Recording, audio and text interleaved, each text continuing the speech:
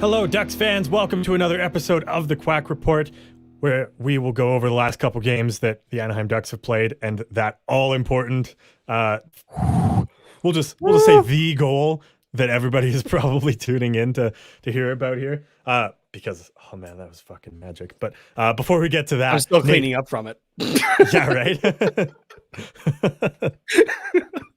There's not enough Kleenexes in the world, right? No. Welcome to the Quack Report. This is a PG-13 at best show. At best, on a good day, best. yeah. On a good day, yeah. Otherwise, probably rated R. Yeah, it's honestly 14A at I'd say at the minimum. PG-13 is okay. So here's something I learned a couple of years ago now.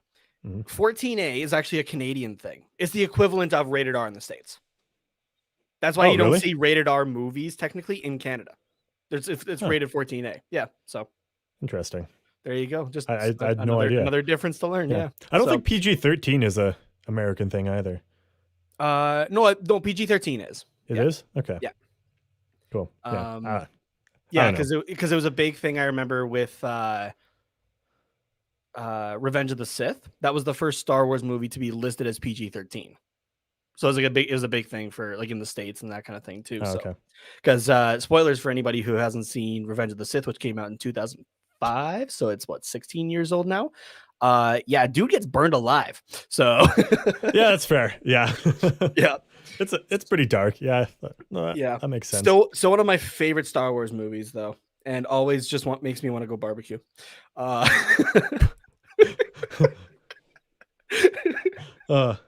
I know this isn't from Revenge of the Sith. Again, welcome to the Quack Report, everybody. I know this isn't from Revenge of the Sith, so like, don't cancel me for this. But I still love that every year around Christmas time you put the Darth Vader Yule log on. Yes. So for anybody kind of confused right now, there is a video on YouTube that I don't even know who made it, so I can't even credit them right now. But I have it saved in my watch later for every Christmas, right? There's always like, like the log, like the fireplace channel or something like that, right? I don't have the special on Netflix now. Yeah, so I don't have like cable or that, right? So my thing that I would do instead was I pull up this video from YouTube, and it was like the cremation of Darth Vader at the end of Return of the Jedi, but it's on like a 6-hour loop. So it's just Darth Vader burning essentially. Like you don't see anything obviously happen or that because they don't show that in the movie. But yeah, that's what I throw on. So just add that little bit of nerdiness in there. So yeah, but yeah, exactly. Oh, I just wish that somebody like green screened in like someone roasting a marshmallow. Oh my god, that'd be hilarious. No, you got to get one of the Ewoks. Oh yeah, there you go. Okay, I'm gonna really mess with you here for a second, actually, in relation to that movie, just really quickly. All right. Okay. So at the end of that movie, like everybody's celebrating the rebels and the Ewoks, right? They're all celebrating on Endor there, and like they're eating and stuff like that. And then you realize that, like there's the one scene of the Ewok, he's playing like essentially drums on stormtrooper helmets and that kind of stuff, right? Mm-hmm. That scene gets really haunting for a second. If you think back to earlier in the movie, that group of Ewoks were about to cook Luke, Han, and Chewie. Did they cook all those stormtroopers? And are the if you're a human, like, so say like, Luke, Han, and Leia, like, are they participating in cannibalism and or knowing about it potentially in that scene? Potentially, yeah. I guess for like any of the aliens, it doesn't matter, right? Like, because it's a different species kind of thing, but it's just, yeah. So just something for you to think about the next time you watch that movie. Yeah. Well, I'm sorry to everyone whose Wednesday night got ruined by that, but I promise we're going to talk about the Ducks here. Yes. So, but I have one more thing, because was it the last episode that we talked about the U of L and the medium rare chicken? Yes. Okay. Or actually, might have been two. Or two episodes. Okay. Very recently, either way. Anyways. Yeah. Before we get into like how we are and that kind of stuff, I want to share this with you. I don't know if you saw this today. All right. Okay. It's in relation to the U of L, which is why I wanted to bring it up here. But it's not, something the U of L did or that. It's a former employee. Oh, okay. So I think you've heard the first part of this, but maybe not the most recent aspect to it. No. So this, so this, I guess this was actually a couple years ago, technically, that this came out. So in March of 2018, members of the University of Lethbridge had discovered fraud perpetrated by a fellow employee. There was an investigation by the police services, and apparently because of this, employee quote, abused her detailed knowledge of the financial systems of the University of Lethbridge and falsified records to conceal the estimated theft of $580,000. So just over $500,000 she stole from this university that we go to. And according to the police, the thefts occurred over more than a one period time. The person had more than 30 years of experience at the U of L as well, right? So, this is kind of like they would have known this for a long time kind of thing. So today or yesterday, I guess, the this lady had her court date and that kind of thing, where she pled not guilty to the fraud charges. Wild. I thought you were gonna tie it back and say she was gonna say that she was not in the right headspace and was insane because she ate medium rare chicken. No, pled not guilty for charges of fraud over $5,000, theft over $5,000, and possession of stolen property over $5,000. So she pleaded guilty or not guilty to all three charges pressed against her. Wild. That are valued at over $500,000. That's wild. Okay, well, I feel like that almost proves that the fact that you're getting apparently a good lawyer, and you're on fraud charges right now. Yeah. You're not helping your case at all, I don't think. So did you hear about that today at all? No, I didn't hear about that. No. Okay. I knew about the story, but I didn't know the most recent part. Yeah, so that just came out today. So I had to laugh at it though, because it's another not the U of L's doing, but just some an employee, so just kind of tied in that sense. But yeah, so that was something that was going around. But yeah, the charges were laid this summer is what it was. So it all came to the forefront and that kind of thing. But yeah, that's just how much how much of an idiot do you have to be like, no, I didn't steal over $500,000. I got a great lawyer here, but I had money beforehand kind of thing. But if you had money beforehand, why did you need to steal all that money? Right. There's a lot of questions that you go down right away. So yeah, I just read the headline. I'm like, are you kidding me right now? Like, all right, sure, whatever. So, but yeah, she has her next scheduled appearance is near the beginning of January here. So we will have you and I at least will have more on that. Some more dates coming soon. Yeah, nice. in about a month. So that'll be good. All right. Seeing some people in the comments here. Marcus saying, "I'm here. Do not panic." Good to see you again, Marcus. It's been a while since we've even done a live stream. I was gonna say, are we actually live right now? Like, it's been like 2 weeks. Yeah, right. We got Chris chiming in here. Quack quack. I know we got a question coming up from him later that we're gonna answer. So yes. Very exciting stuff. Okay, let's get into the Ducks because there's lots to unpack over these last couple games. Yes, let's do it.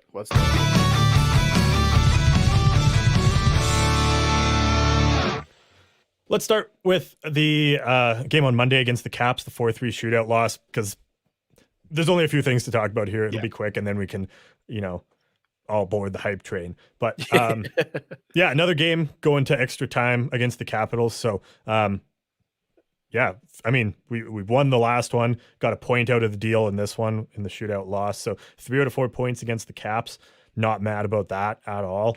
You have a thought on Gibson here, just in regards to the shootout. So it was against the Flames that we had that last shootout, right? And we said it kind of seemed like he was off for that, right? And the Ducks go into the shootout for this game, and I'm like, okay, here's Gibson's been playing all right, and let's this is kind of a bounce back, and he kind of seemed the same again, just kind of seemed off on shootouts.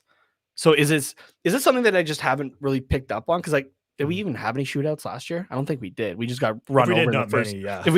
We just got run over in the first 30 seconds of overtime, so we never got to a shootout. But I'm trying to remember if this was like a thing in the past as well with him, that he just wasn't great with shootouts or that. Because like Yeah. just something seems to be off right now with John Gibson, the shootout. And yeah, like I know we talked last time at great length that we thought it was that he was getting tired, right? But after this one, considering he had a pretty good game against the Caps, like it makes you think maybe it is just a shootout thing. I don't know. There's some players out there that they're like dog shit 5-on-5 or on the power play penalty. Doesn't matter. The regulation time and overtime shootouts, yeah. But yeah, they just figure it out. And there's the opposite as well. Same with goaltenders. Some of them are great, like 1-on-1. Some of them aren't. Maybe Gibson's he can do everything else. Maybe shootouts are just the one thing he can't do, and that's fine by me. So should we be training Stellars just for shootouts and then just have him swap in, right? Can you even do that? You can technically do that. Really? Yep. That's wild. I would have thought there would be a rule that you have to play. As far as I know, you can do that. So, or at least maybe it's just for an injury, but I don't see why you wouldn't be able to just swap. Yeah, right? that seems like a poor choice anyways, though. Like you're going in totally cold against like some of the greatest shooters and danglers that the NHL can throw at you. Like that's asking for a pulled groin right there. Yeah, but at the same time, you're not doing the normal kind of movements you would in a game, right? You got one guy coming basically straight at you. He's the only thing you're focused on. Good. Yeah, I don't know. I don't suggest it, but you could. Yeah, no, I don't think so. I'm trying to just find his shootout stats. Apparently, that's something that most people don't just care to look up. So it's hard to find. I'll try this last website, and if I don't find it, then it doesn't matter. Wins, losses, ties, overtime, shootout losses. Yeah, no. I keep seeing SO, and I'm like, oh, that's what I want, but that's shutouts. So, yeah, no. Not finding it. That's okay. Yeah, I don't know. Something to keep an eye on though is Gibson in the shootouts. Like, it's possible it's just not his thing, but because those have been the two shootouts for this year, right? It's small. We've had three. We did one before that. That big win streak we went on. Yeah. Okay. That I think was also a loss. So, look at that. Lost to the Caps. Let's take a look at. Lost to the Flames, lost to Vegas in a shootout, and it doesn't tell you shootout wins though, does it? No, but I'm just going through the schedule here. Like I'm just scrolling through it to see where. Yeah. Yeah, shootout lost to Vegas 5-4. The NHL standings used to show the shootout record. I bet they don't anymore because they suck. So yeah, we're 0-3 right now in the shootout, and if I'm not mistaken, that game against Vegas as well. Was John Gibson. Yeah, actually, we're 1-3 in the shootout. I don't know which one we won, but 1-3. Wait, we're 1-3. Because I guess it just shows win, right? It wouldn't show like win. It wouldn't show shootout win. Yeah. But in the standings, it shows we're 1-3. So. Okay. I have no idea what the game is that we won in the shootout. I can't think of it now.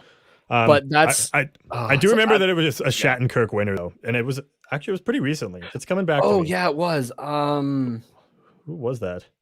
Oh God, this is gonna bug us now. So that's why we have to look. It absolutely is. Was it the Kings? Was it that game? Yes, it was. It was. Yeah. Cool. Yeah, because it was like spoiling Doughty's return and stuff like that. So right. Yeah. Which also that brings up another thing as well. Like that was great that Shattenkirk had pulled out the winner against the Kings, but what is Dallas Eakins' like fascination with having second, third pairing defenseman Kevin Shattenkirk in the first 3-4 shooters of the shootout? There are plenty of other guys. No, he's done that all. He's done that all season, and it's worked except for that last one. I honestly have no issue with it. I think that's a great choice. Shattenkirk has a good shot if he can. The only one that Shattenkirk scored on is that winner one. He hasn't scored on any of the other ones. Oh, okay. Well, he still has a good shot. Like I have no issue with that at all. But at the same time, okay, just picture yourself for a second here. All right, I want you to close your eyes. I want you to visualize. All right. Okay. We're gonna do some role playing here. Okay. But not the naughty kind. Yeah. No. Okay. My eyes are closed. You're Dallas Eakins. Mhm. You're standing on I the am Dallas bench Eakins. I'm behind the standing on the Anaheim bench Ducks. behind the Anaheim Ducks. All right.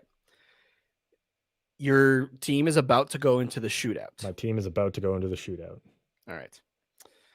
You look down the bench. You have some great scorers. Even, recently you got Zegras, you got Milano, you got Raquel. Yeah, I have a question.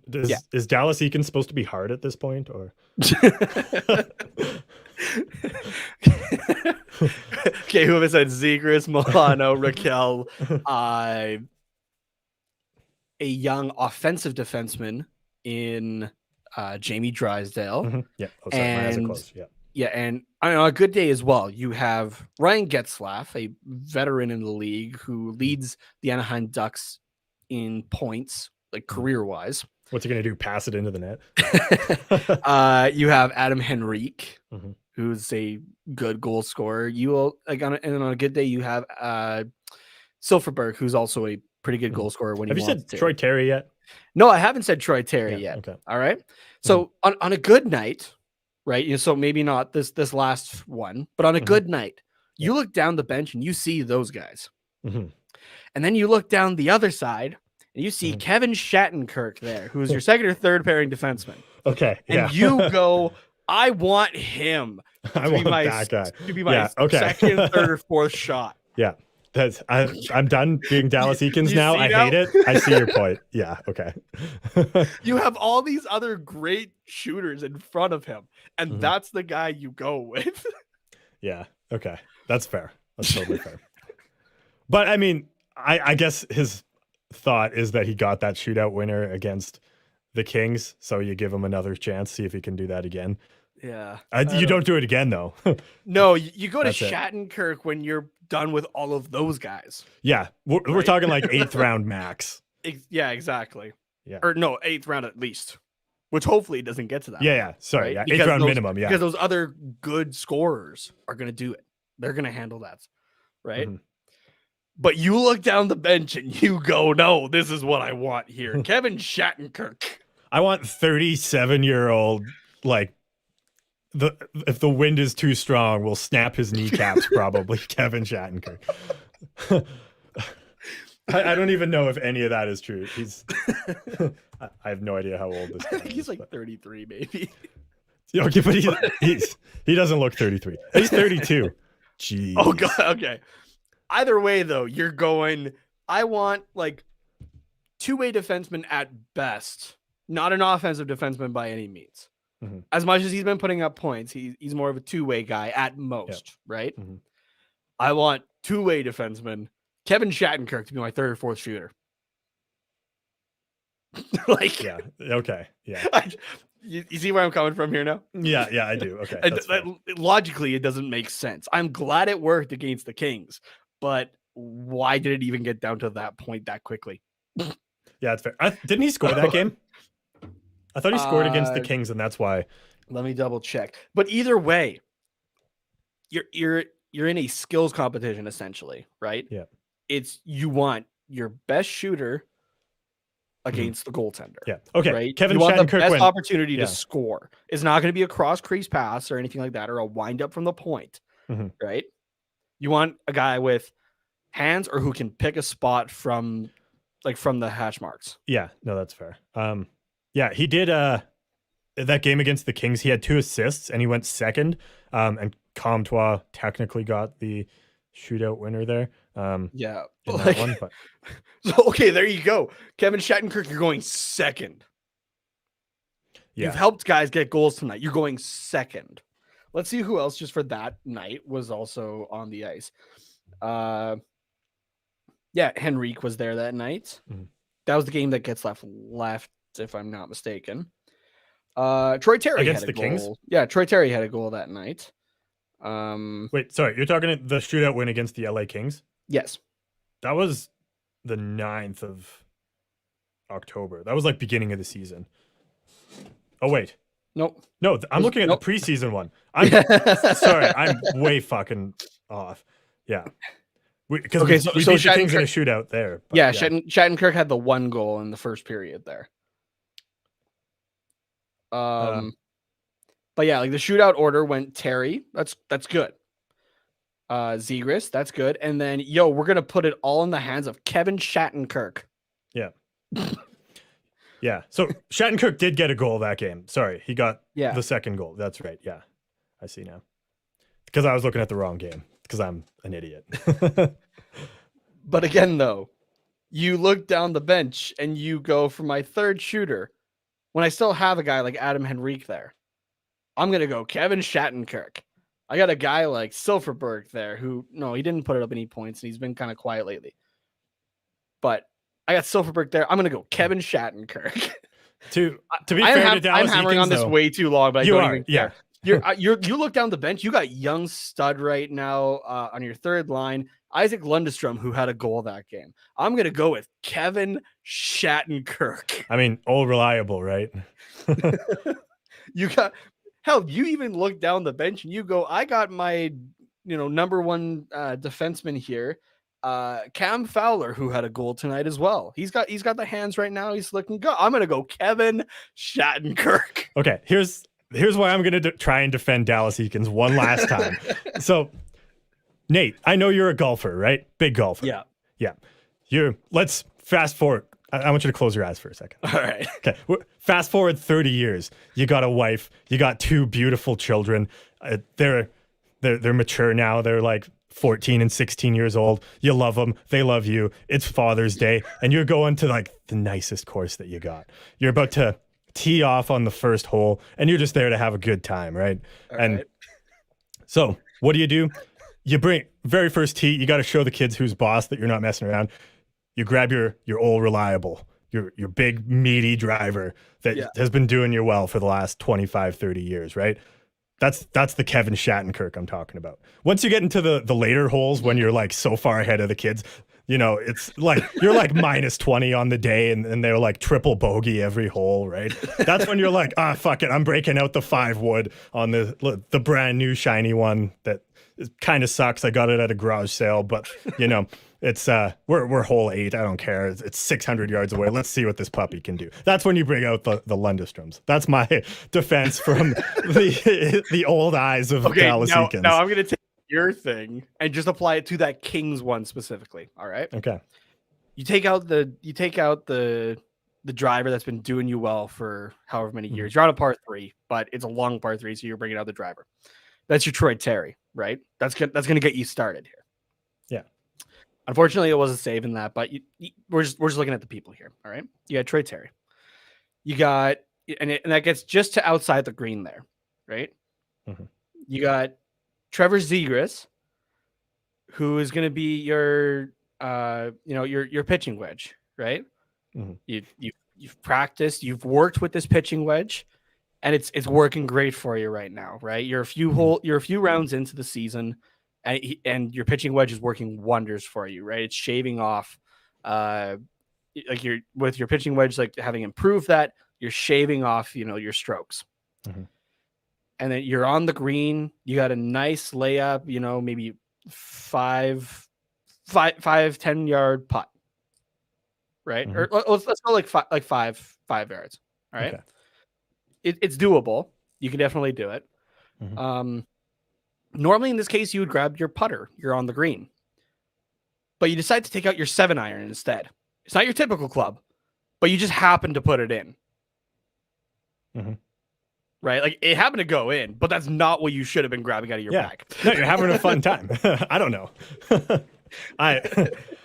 We're getting so far off the rails right now. We've talked about Kevin Shattenkirk. I love how I'm hammering this hard on the shootout. I get it, but it's one thing if it was just for that Kings game. The fact that we keep going back to Kevin Shattenkirk for a shootout, though, when there's all these other guys, though, is making me kind of like wonder what the hell's going on. Okay, we're gonna come back to this another time because given how this game against the Sabres went, there's no reason why we should be talking about Kevin Shattenkirk for 15 minutes.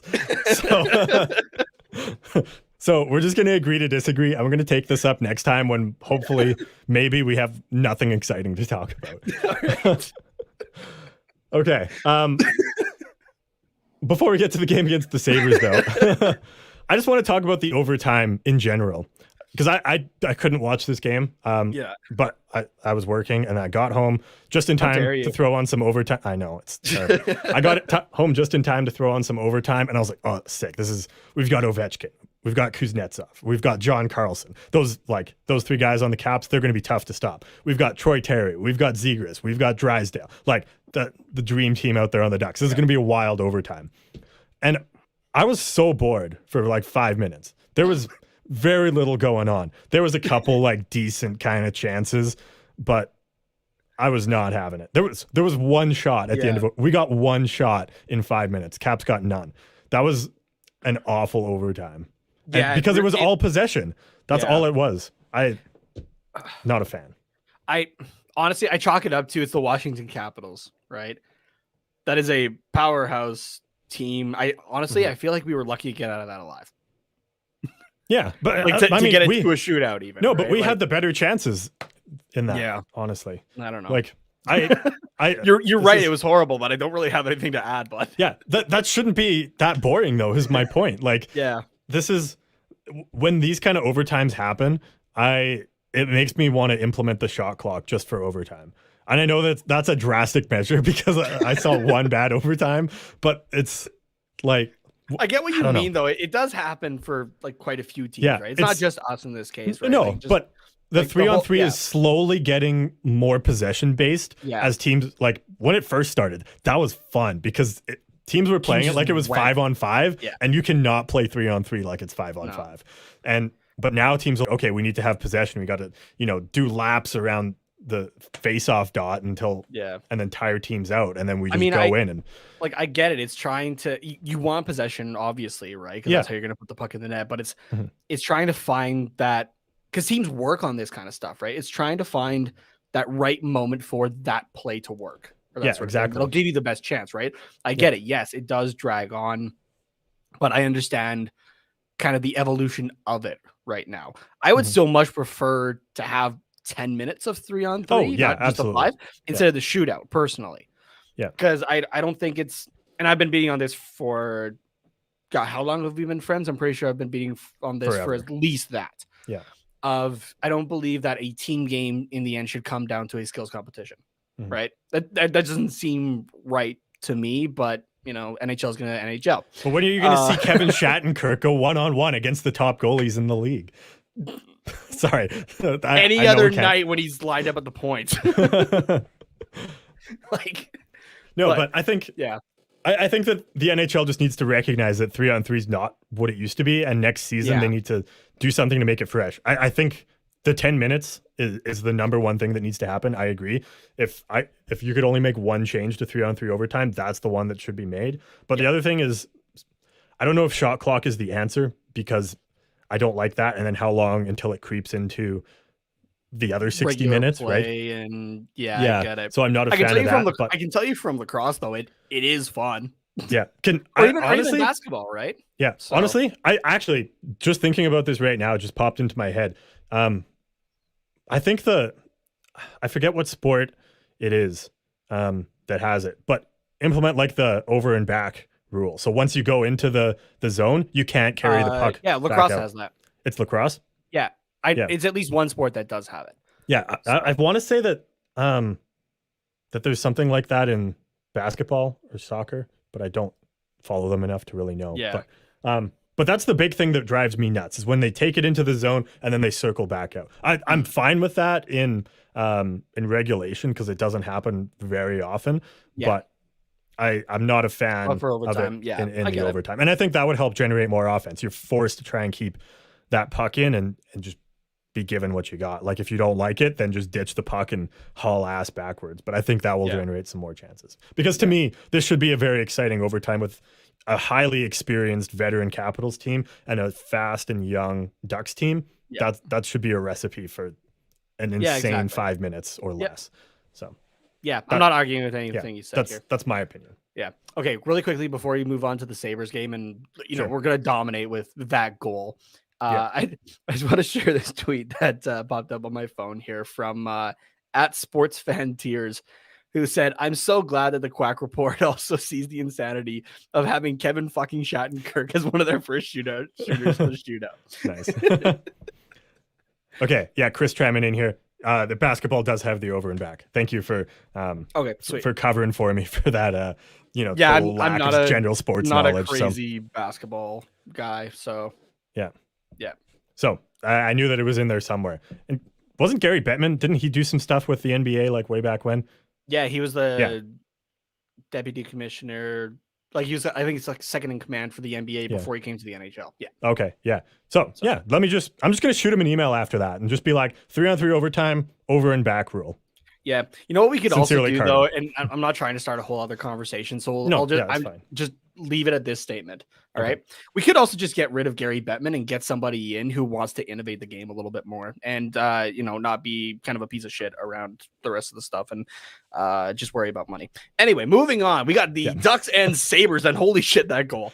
Oh my god, that was insane. Like, first of all, you're thinking Zegras is back there, he's going to do the Michigan, and then but there was the Sabres defenseman, so obviously it wasn't going to work.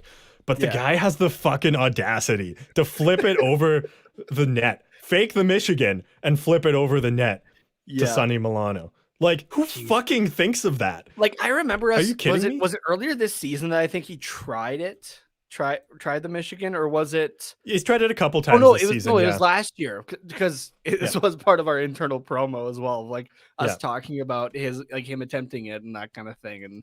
And so the funny part is he was interviewed after that game, and he said that he had the time and room, and Milano was yelling at him, Michigan, Michigan, Michigan. Yeah, like recognizing that he has the time and that kind of thing. And Zegras goes, yeah, but no.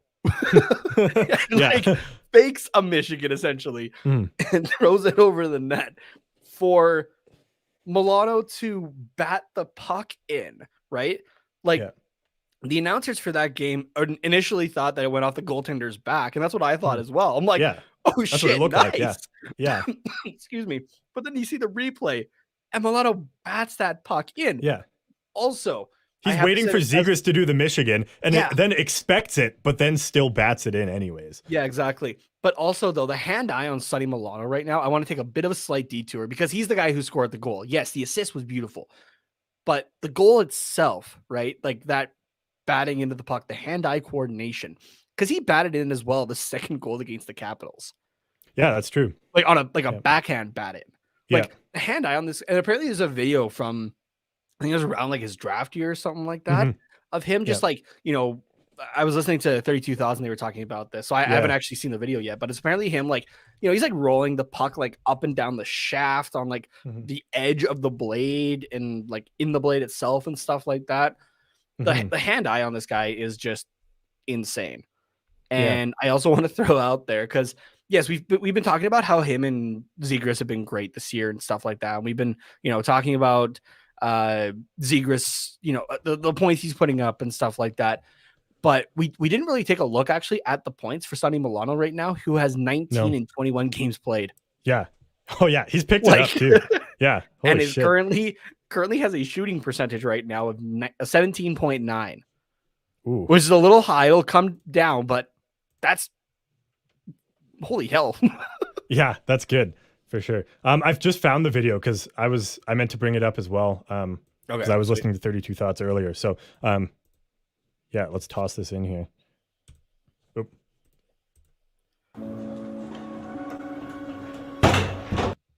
Oh, come on. Figure it out. We're lagging. Jeez. Where's the hashtag?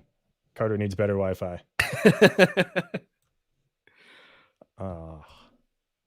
Maybe we can just send out a tweet with a link or something like that. Yeah.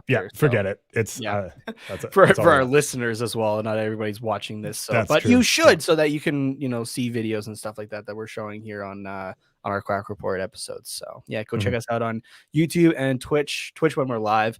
YouTube, we stream it to there, and it's for your viewing pleasure. So yeah.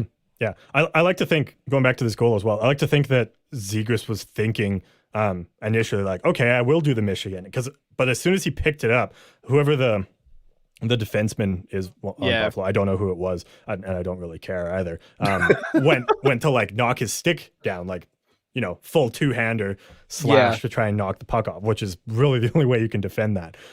Or just body the dude. Yeah, exactly. But that's so I like to think that Zegras was gonna go for it, saw that the guy was moving in on him, and was like, boop, let me just toss this up to Milano. But the best part was that he still fooled that defenseman though with it, because as he pops it over, he fades away in that direction, right? So he 100% had the defenseman fooled there. I have the clip up here. I'm just trying to see who the defenseman was. Oh yeah. Honestly, I don't even want you to say his name, because that's like dishonor upon his family and stuff like that. Like, he's gonna have to pack up and move to the KHL. Honestly, from that view, I can't even tell. Let's see if we got a close up of it.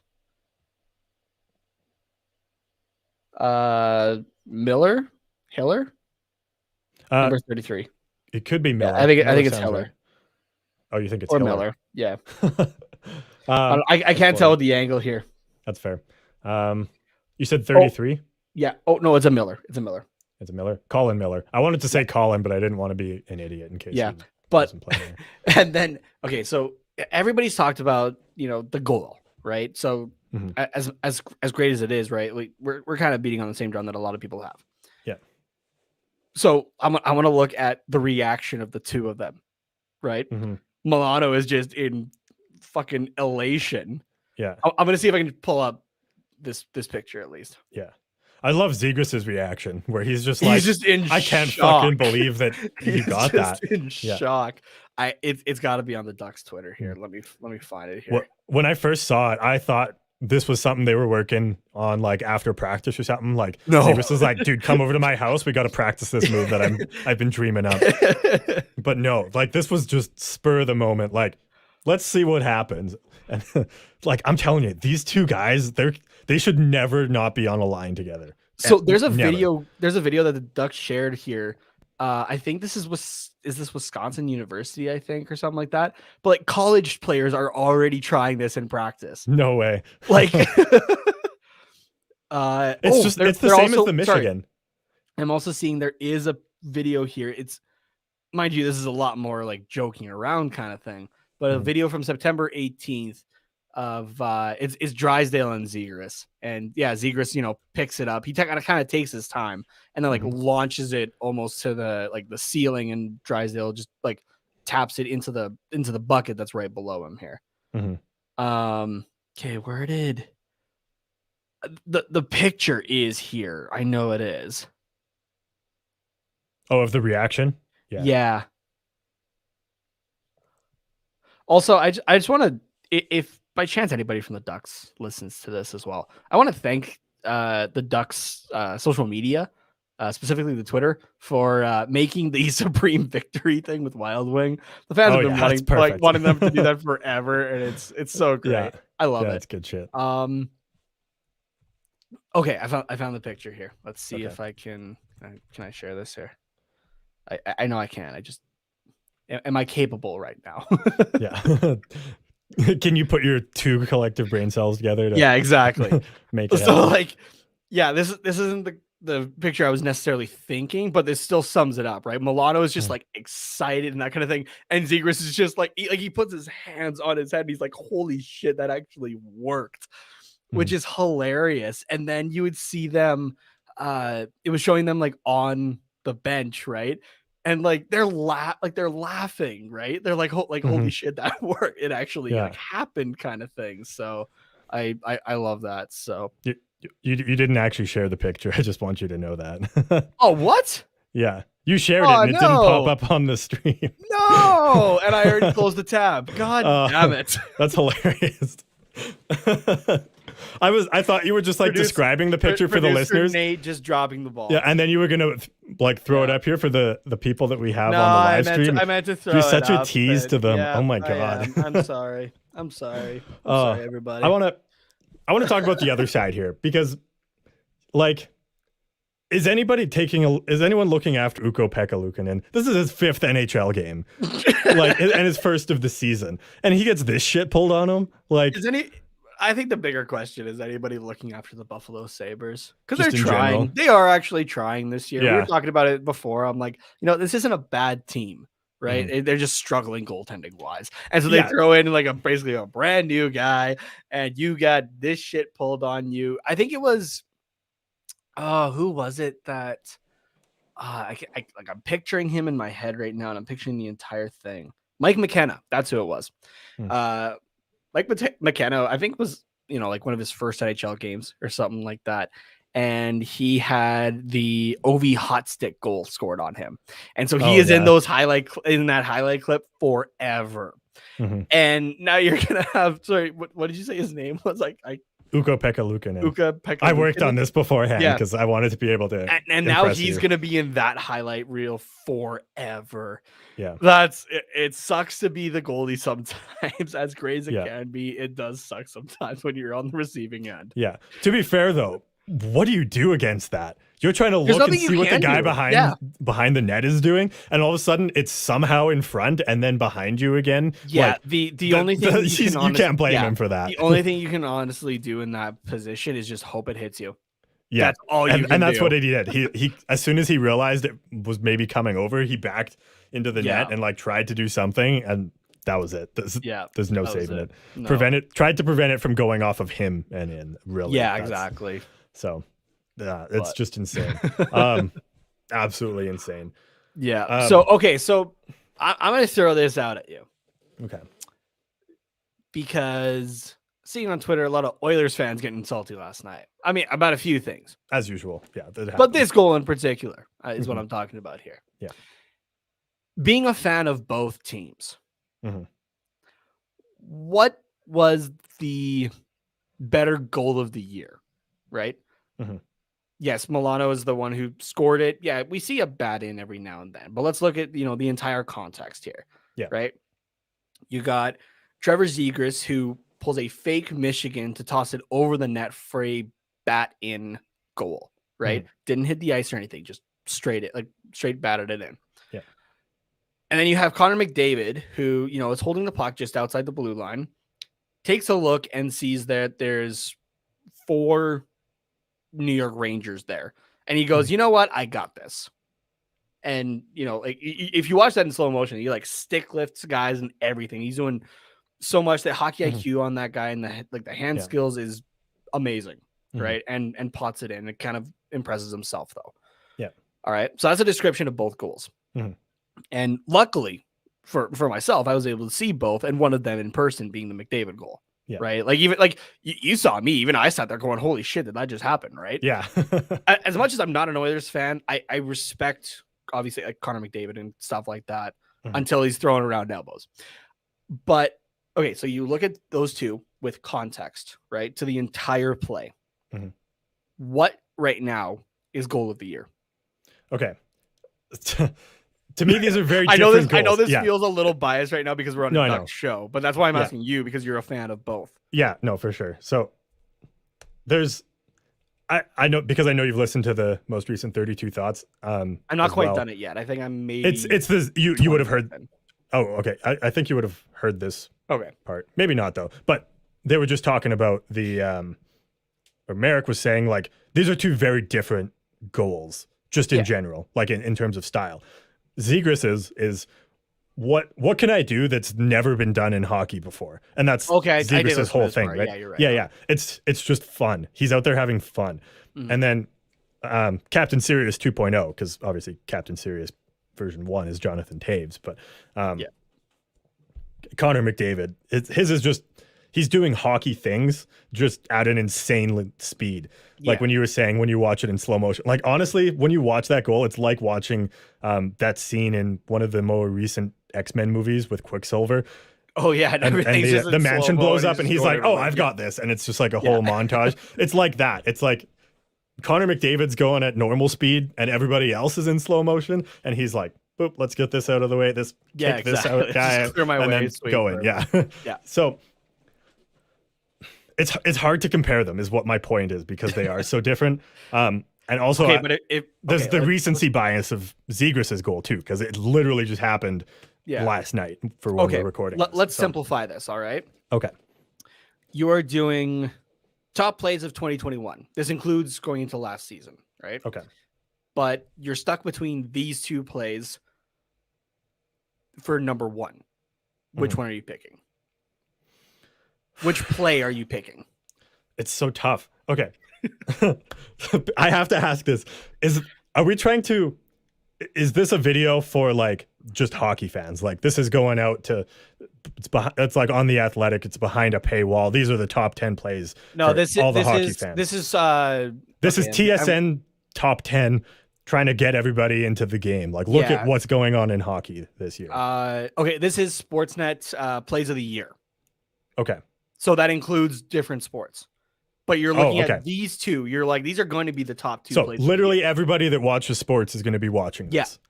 And you're looking at these two plays. Mm-hmm. But you're not sure which one is number one, which one's number two. Okay. In that case, because I think there's a... This is going to sound so stupid. And people, it's like... It's not even a good I know answer, where you're going with this already.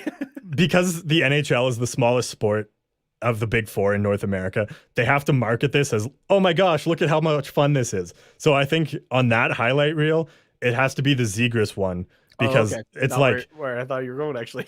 Oh no, because it's not like you look at Connor McDavid's and it's impressive, but just the casual sports goer that doesn't really pay attention to hockey isn't going to notice all the little things that he does that makes that impressive. Mm-hmm. But when they watch the Zegras one, they're like, he picked the puck up on just with his stick and threw it over the net and the guy batted it in. What the fuck? That's not normal hockey stuff. You know that's not normal and that takes so much skill. Whereas the McDavid one, it's like, okay, there's some speedy guy that just like skated past all these other guys and put it in. So from that perspective, that's why I think that one has to be better. Why did I instantly think of a T-shirt with Connor McDavid on it that just says "just some speedy guy," just some speedy boy.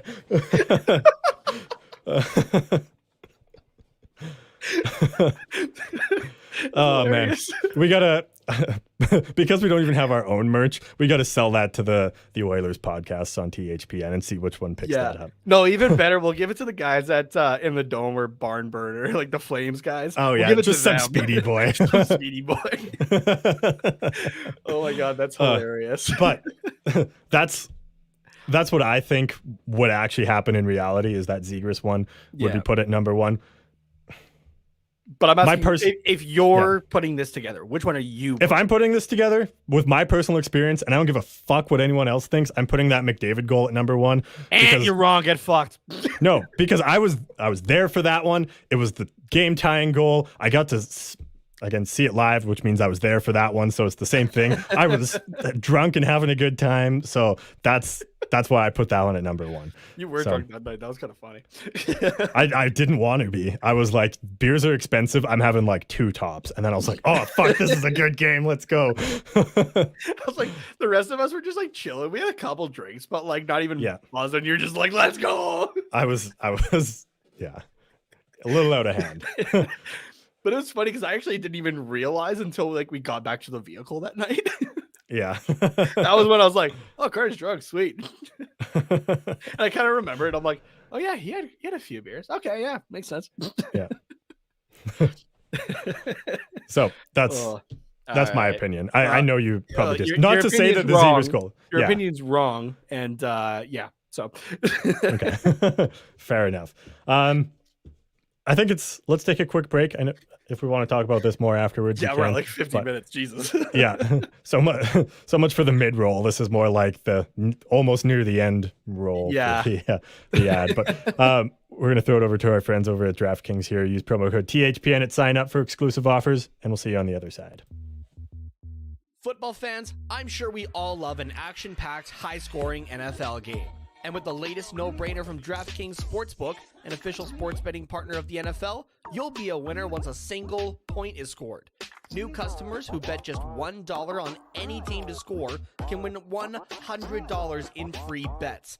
It's that simple. If Sportsbook isn't available in your state yet, you can still get in on all of the NFL action. Everyone can play for huge cash prizes all season long with DraftKings daily fantasy sports contests. DraftKings is giving all new customers a free shot at millions of dollars in total prizes with their first deposits. So, what are you waiting for? Download the DraftKings Sportsbook app now, use the promo code THPN, bet $1 on any team to score, and win $100 in free bets. If they score, you score with promo code THPN, as in the Hockey Podcast Network, this week at DraftKings Sportsbook, an official sports betting partner of the NFL. Must be 21 or older, New Jersey, Indiana, or Pennsylvania only. New customers only. Minimum $5 deposit and $1 wager required. One per customer. Restrictions apply. See DraftKings.com/sportsbook for details. Gambling problem? Call 1-800-GAMBLER.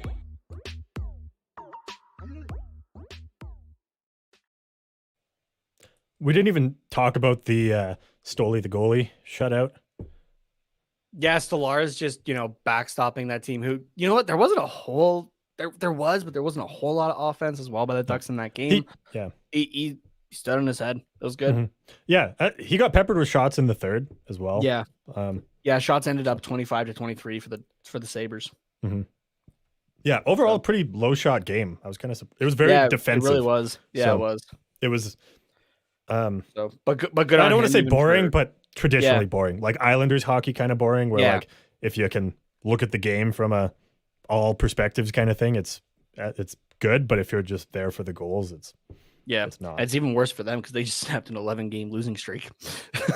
The Islanders, really? I mean, with a win last night, I believe. But yeah, like, as a goalie too, it's sometimes hard when you have low shots because it's hard to stay in. It's trying to stay focused and that kind of thing. So good on him, right? I was touting for a while that he's a great backup option for us and that. And another thing that Nate's getting right now. Look at that. There you go. Yeah, look at that. Who would have thought? Yeah, it makes me it makes me nervous for the future. It makes me excited, but also nervous because we obviously have Dostal coming up, who's potentially going to take that over very soon. So, like, when do you? I don't see us getting rid of Gibson anytime soon. No. I think that's not even really an option, honestly. So, like, when do you sell high on Stolarz? Because we can't keep all three, obviously. I feel like that's a free agency thing, and we unfortunately just lose them. Yeah, that's fair.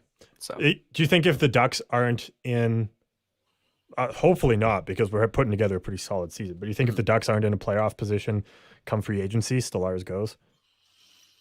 They would definitely need to play him more for him to be of any true value to a team. That's true. Unless that team absolutely needs goaltending. Yeah.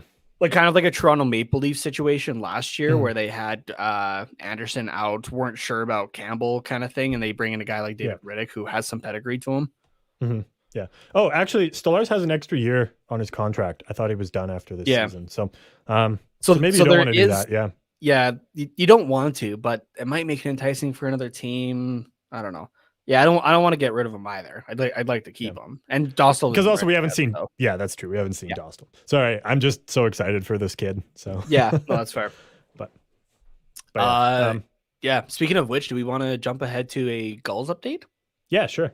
So all right, go through this quick. You looked up all this info, so I will let you take the reins on this because I have not followed the Gulls this season. I haven't really either. I just more kind of took a look. I followed them and that kind of stuff, and I just kind of see, win, loss, whatever. But I haven't been focused on it. I've been a lot more focused with this Ducks team because it has been fun this year, actually. So the Gulls currently at the time of our stream right now, Wednesday night, are 8-1 on the season. Jacob Perreault and Braden Tracy are leading the team in points right now, 15 points in 17 games for each of them. And Lucas Dostal with 9 games played, 5-4-0, a 2.8 goals against average right now, and 897 save percentage. So the stats for Dostal aren't looking great, but you kind of take a look at the record. And I haven't been paying close attention, so there is maybe something more going on here kind of thing. But hopefully those numbers improve for both the Gulls and Dostal for the season. So yeah, no, for sure. I mean, we have had to call quite a few guys up just through injuries, so maybe that's affecting a little bit of chemistry down there. I feel like we've seen Perreault up for a couple games here and there. So Yeah, and I mean we've sniped their best point scorer in Trevor Zegras. Like he was huge for them Yeah. last year when he And wasn't with the Jamie Ducks. Drysdale, And Jamie so- Drysdale. Yeah. When they were doing awesome until we called them up, and then the Gulls kind of regressed a little bit, and now I think we're just seeing the effects of that. So yeah, but that's a horrible thing. I mean, obviously you want your minors to have success and that kind of thing, but really the whole point of it is to feed the big club. So yeah, exactly. And I mean, 500 is not bad. Like, oh no, you can't complain definitely about not. that. Yeah, No. So yeah. Yeah, We'll do another update at some point. At some point, yeah. But that's I'm glad that you threw that in because we did that quite frequently last season and then haven't. We just needed something more to talk about because we were. Yeah. It that wasn't depressing. Yeah, that's fair. So, upcoming games. Let's get into a few of those. So we have 3 games coming up. One on Thursday. So if you're listening to the just the podcast version of this on Thursday, one tonight or afternoon at 4 p.m. Pacific time, I guess. yeah, these are all 4 p.m. Pacific times. Yeah, gotta hate those East Coast road trips. Yeah, but first one against Columbus. I guess to kind of take it back to our conversation last time, you were saying we should play Stellars, and I said it kind of depends on how he plays against Buffalo. Do you play Stellars? I think you could. I think any not any coach that didn't have a smooth brain would play Stellars, but I think unfortunately we you don't want to see Gibson instead. Yeah, even if it's your backup, you don't want to sit a guy after a shutout, right? You want to give him another chance. So. Yeah, exactly. Yeah, I don't know. We'll see, but yeah, I mean, not saying that Gibson would be a bad choice because we're blessed to have 2 solid goaltenders. Yeah, but you're looking at a guy right now who just got a shutout. Yes, it was against the Buffalo Sabres, but but then they're also playing the Columbus Blue Jackets. Like that's a recipe for another one. And we were just talking as well. Like this is a guy who got a shutout when there wasn't a whole lot of chances really had. That he stayed focused through and that kind of stuff. And he made some unreal stops, honestly. So he's in his zone right now. Yeah. Play it. The last time he played, he had a shutout against the Sens. So 2 shutouts in his last 2 games. Let's see if he can do it again. Yeah. Play him. Let's go. Yeah. Look, is it possible to win the Jennings Trophy when your one goalie plays like 70 some games, the other one plays like 10? No, there's a minimum that each goalie has to play. Oh shit. Okay. Yeah, there is a minimum that has to be played. I mean, if he keeps putting up shutouts, like I think you just keep rolling him. Yeah, exactly. Yeah, light a fire under Gibson and be like, hey, if you don't stop literally everything, like this guy's gonna steal your job. Yeah, exactly. Potentially his wife too. I don't know. Oh god. No, man, I don't think anybody's stealing John Gibson's wife. Or that because it's John Gibson. Have you seen that man? That's a gorgeous man. I'm just gonna throw that out there. He's a gorgeous man. Yeah, absolutely. So, yeah. The other 2 games we got Saturday and Sunday. First one against Pittsburgh. The second one against St. Louis. So another back-to-back, as we talked about again last time. Both 4 p.m. Pacific starts. So it'll be interesting to see what goes on there. Pittsburgh rolling right now. St. Louis having a fairly decent season, but we obviously saw them quite a bit last year. So. Pittsburgh is currently, again, this is on Wednesday night, currently 7-2-1 in their last 10. Oh, yeah. That's good. 2-game win streak. They are about to face the Washington Capitals as well. That'll be a good game, actually. The St. Louis Blues, a little bit better for us, are 5-3-2 in their last 10. So, not great, not bad, though. Just not bad. So, yeah. I mean, what are the Ducks in their last 10? I know we went on a bit of a skid there, but are 4-4-2. Yeah, that's pretty comparable, honestly. But at Wednesday night, are currently sitting second in the division. If you talk about games played, I'm going to quote the Ducks social media here. If you talk about games played, I'm going to block you. But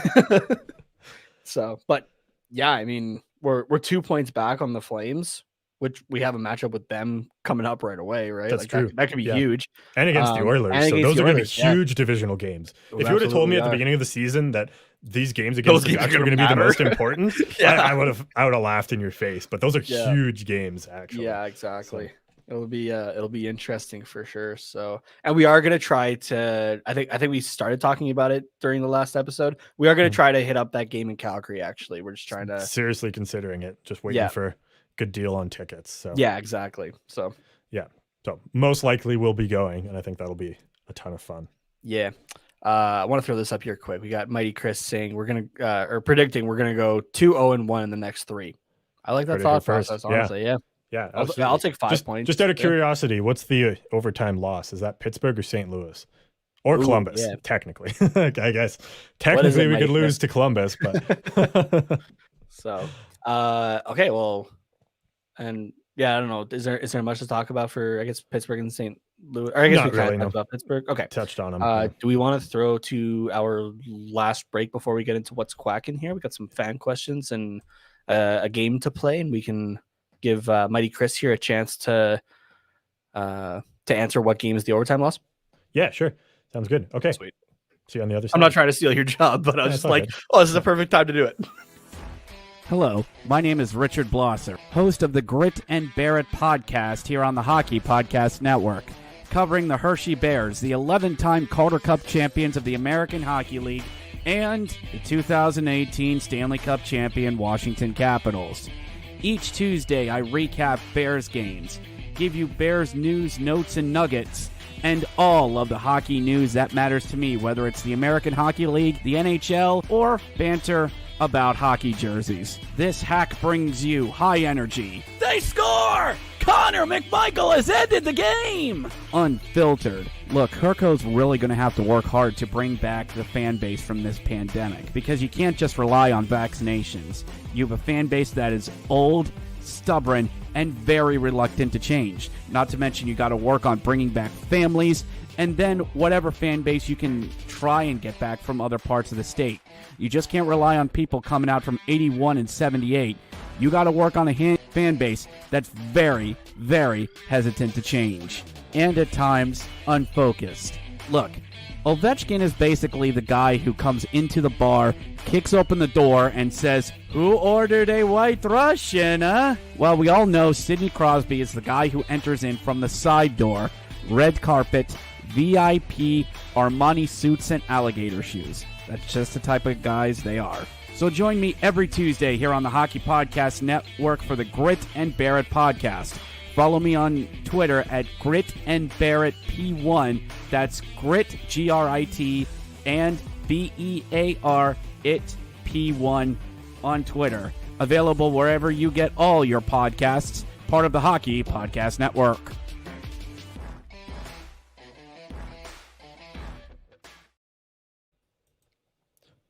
So Chris said St. Louis would be the overtime loss, which I would have to agree with if you're anyone there. I honestly think 2-0-1 is that's good. I'll take it. I think that's very possible too. I think the way this team's been going, it's I could definitely see it happening. So what did we say for this road trip when we talked about it last episode? We said like 6 points would be good. 5 or 6 points would be great. Yeah, we've got kind 3 of so far. Yeah. So it's possible. If we could get out of this with 8 points, be great. Hell yeah, for sure. So let's throw it over to what's quacking and to wrap up the episode here.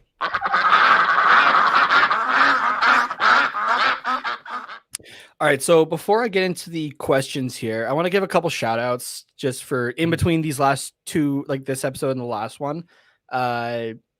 We've had some nice messages actually sent our way. So we had at Based Halo Quacks who had tagged us in a post and just said, like, great show today. This is referring to our last episode. Great show today, boys. Really good discussion. So thank you very much for that. We appreciate the kind words. You get one of those. As well as we had posted as well a clip from the Steve Dangle podcast recently that had just Steve using fucking shitty job. Like I counted it, I think it was 8 times in less than a minute. And so I was just kind of laughing. I'm like, man, that sounds like me, right? So, make a post. Has he been listening to Nate on the Quack Report lately or that sort of thing? And we had our good buddy Chris at CJK Chell, another Chris, who had said like they should have us on an episode of the Steve Dangle podcast as well as the guys at Crash the Pond. That, us two shows need to get some SDP love, for crying out loud. And, to have it kind of suggested to be on like a big show like that as guests, that's awesome. We love that good. you guys love what we do, right? There's no reason for us to do it otherwise. So Yeah, exactly. we can just the Carter and I can just talk whenever we want to, kind of thing, right? Like doing it and like even this then we don't really want to. So like, doing it like this is for you guys, and if you guys aren't entertained, there's no point to it. So thank you very much for listening to two guys from Southern Alberta talk about Southern California hockey. It's great. So, and we really appreciate the support. So yeah. Oh shit! There's my finger. You had to ruin it, didn't you? Yeah. I forgot to play this as well earlier, but this one's for Trevor Zegras. Come on, that's what it's there for. So. Yes. All right, so we got two questions here. We got, and Mighty Chris is actually in the chat right now, so we're gonna talk about his question here first. We did kind of talk about this, I think, a little bit last week, but with some recency bias. Now, do you see Zegras winning the Calder Cup, especially with the goal yesterday? Well, he's definitely on the radar of all of the East Coast announcers now. Like we talked about, the big thing was that because Detroit is in the East Coast, more of the people that actually vote on these are actually able to watch these games because they're at a reasonable time. Whereas for them, these games start at 10 p.m. on the West Coast, right? So with that being a game on the road that they were potentially watching anyways at that time, now it's all over the highlights and people are actually taking notice. Oh man, this Zegras kid, he just did that. How's he been doing the last little while? Oh shit, 7 points or whatever the fuck in his last 3 games. Well, let's start paying attention to this kid. So I think he was entering the Calder talks now. We're going to see Zegras for Calder now. The eyes are on all him. the time. Yeah. So if he can keep it up, he's going to be a favorite till the end of the year. So yeah, Trevor Zegras in his last 4 games here, like 4-game point streak, and has 8 points in those last games as well. All assists, and I forget what the stat was, but he's like one of the first like young guys or rookies or something like that to have like multiple assists in consecutive kind of thing. I forget what it was offhand though. Cool stat. I'm glad you brought it up. But yeah, currently 22 points in 25 games right now. He's definitely on the radar. After that assist last night, he took over the rookie assist lead actually. Oh, nice. So yeah. So he can't be too far off from points then either. Yeah. Or actually, oh no, sorry. Taking a look here, he had it going into that game last night. Oh, okay. Because because it was showing 15 and he has 16 now assists. So nice. Yeah. So he definitely needs to be in talks if he's not for some reason. Yeah. He's got to be there. So because he's a huge. I mean, Detroit was kind of in a similar situation, but we're looking at the Anaheim Ducks, who were sitting 30th last year out of 31 teams, and has helped substantially in pulling them into second in the division right now. So I know he starts putting more goals in, but I think he starts to run away with it, and it's not for lack of trying. His shooting percentage is just down. Like on the power play, he's pounding those one-timers, and they're unfortunately just not going in for him. So yeah. I have a question. Was this Chris's question as well? This was Mighty Chris. So question for you and Chris, if he's still kicking around. Sure. At the beginning of the season, I put $10 on Caulfield for the Calder and $5 on Zegras. Yeah. Is it time to just cash out on the Caulfield bet, take my losses, and put the money into Zegras? I think it might be. How much more do I put on Zegras? Or do you think I should? Or is that? I think. Not quite? I think you could. Like right now, more. I think right now is Zegras a good kind of high risk, high reward kind of guy? I feel like he'd be a good guy to put another $5 down, make it like $10, and maybe pick one of those Detroit guys to be your other $5 pick. That's true. Potentially. Or you could put $5 on both of those guys. Because I feel like it's going to be, it's currently going to be one of those 3 is what it feels like. Yeah. Unless someone comes out of nowhere. But at this point, it's hard to say. Yeah. So, But that'd be my thought.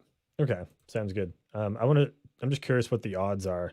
I use Bet365, but they'll be similar. Actually, Trevor Zegras is the favorite right now at Love it. plus 175, ahead of Raymond at plus 200 and Cider at plus 500. So Okay, so very interesting. clarify this again, because I get a little confused on it. As much as I do the ad reads, I'm not the betting guy here. Yeah. So if you put down $5, or okay, so you have $5 down on Trevor Zegras right now. Yeah. Right. With that odd of plus 175. So if Zegras were to get it, how much money are you getting back? I'd have to do some quick math, because the way that these ones are is if you put $100 down, you get 175 on top of that. So your payout is 275, but it's an additional because you paid 100, it's an additional 175. Okay, so everything is based on a $100 bet. Yeah, exactly. Oh, okay, so, that makes sense. You don't have to do the math. That makes sense to me. Yeah, but yeah, just out of curiosity, if you were to put $5 on Zegras at plus 175, it would be. Oh wait, did I do that right? 175. I don't know. I'm not the math guy here. Yeah, you'd get 875 would be your payout. So plus 5 would be 1375 would be your payout. So, I mean, in comparison, it's more than you put down. Obviously. Yeah, exactly. So, it is a win. So yeah.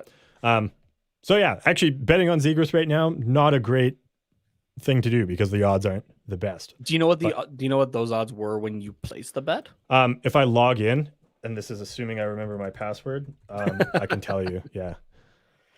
Not that anyone really gives a shit, but yeah.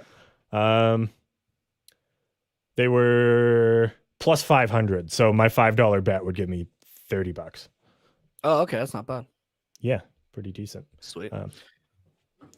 And if I cash out of my $10 Caulfield bet, they're willing to give me 96 pity cents.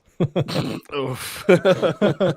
Yeah, it's not looking good. When he came back and he scored like a couple games in, I was like, oh, maybe Caulfield is going to pop off, but he's been pretty quiet. I'm not sure. Okay, I'm going to throw to this last question here, which comes from Stressed Sports Fan at Sports Fan Tears, who we had brought up their tweet earlier. About like the Shattenkirk and the shootout stuff. Mm-hmm. Sorry, really quickly before we do that. Yes, I just saw that there. Mm-hmm. Zegras is winning the Calder Cup from Mighty Chris. My prediction was on fire with the Angels, so I'll be right with the Ducks. Nice. Mm-hmm. He said the same thing about up here earlier. I forgot to bring up that this was in regards to his 2-0-1 prediction. So gotcha. This is the Mighty Chris guarantee right here. All right, the Mighty guarantee, the Chris guarantee. Let me know what you want to call it. Yeah. All right. So at Sports Fan Tears asked, with this new fun to watch up and coming Ducks team, what strengths besides the Ducklings? I love that. Mm-hmm. And growth areas do you see this new team? What strengths and growth do you see in this new team? And do you think Eakins has been successful in being a component of those changes? Okay, so let's talk about the first half of that. So, what strengths and growth have we seen in this new team that's not the young guys? Do you need a second? Because I have an answer for you already. Go for it. Yeah. Okay. We talked about this before already, but Ryan Getzlaf in his game, how he's been able to evolve it to continue to play at a high level at the age he is. That's a big growth area, I think. Mm-hmm. And the strength is something that we've talked about kind of throughout, is that goaltending, right?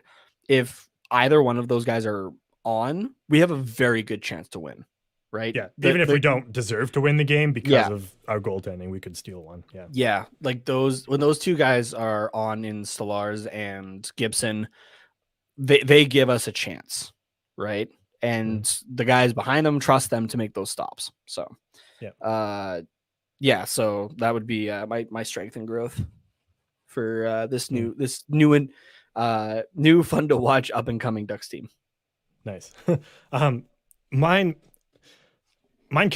strength is kind of related to the Ducklings, but not specifically. But I think it's just the emergence of the special teams as like actual units that you're are okay putting on the ice, right? And that power play has been hugely in part to like Zegras and Terry and even Letary when he plays. but we still have that second unit that I almost feel bad calling it the second unit because it's Yeah. just as effective as the first one with, say, Fowler and Shattenkirk on the point and some a little bit more of the veterans, right? Like just getting the power play figured out has been like monumental for how this season has gone. Because last season, like if we would have scored on a couple, even just one of our power play opportunities a game, most games we probably would have still been in and had a chance at, right? Yeah. But losing out on the power play is a huge momentum killer, and not scoring on it, just you're not going to win if can't score 5 on 4. Like you got to be able to do that a little more than 8% of the time. So I think that's the big thing to me personally. In terms of growth, I was going to say Getzlaff as well. So nothing I really have to add there. Yeah. Perfect. What was the second? Oh yes, about Dallas Eakins. If he has a part. So the second part was: do you think that Eakins has been successful in being a component of those changes? To an extent, yes. Because to me, Eakins gives off the kind of the cool uncle vibe, you know, where like, yeah, he's there to make sure that, you know, things have a little bit of structure to them, and that you're not going to like do anything stupid and kill yourself. Like it's, but he's going to let you have some fun with it. Like, so because he's that young player coach, I think with how young the team is and him not saying to like Zegras and Milano, don't try that. Like that was a cool play that you did to get that goal, but don't do that again. You can't do that. Like I don't see Eakins saying that. Maybe he did, but I highly doubt it. Right. So, so I think to some extent by being a very passive coach, he's kind of contributed to those changes. But if I was to give credit, I think I would give it to, the 2 assistant coaches we brought in the offseason to help the power play. Okay, so we are along the same line. So yeah, I'd give it a little bit more.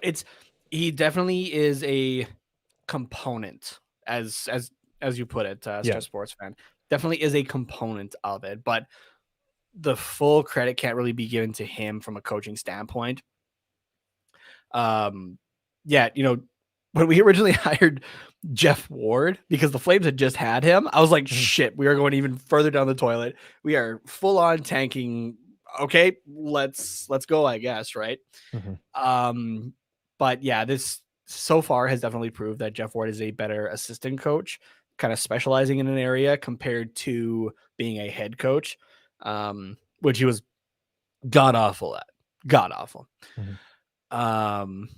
But yeah, Jeff Ward being our power play specialist, like our power play coach, right? That has really helped this season, obviously.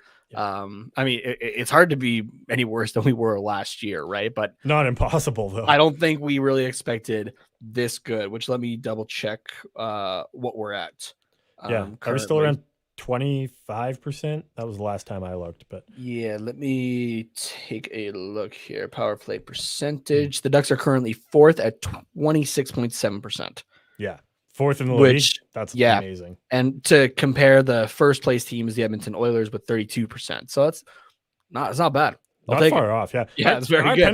Our penalty kill is up there in the top as well, isn't it?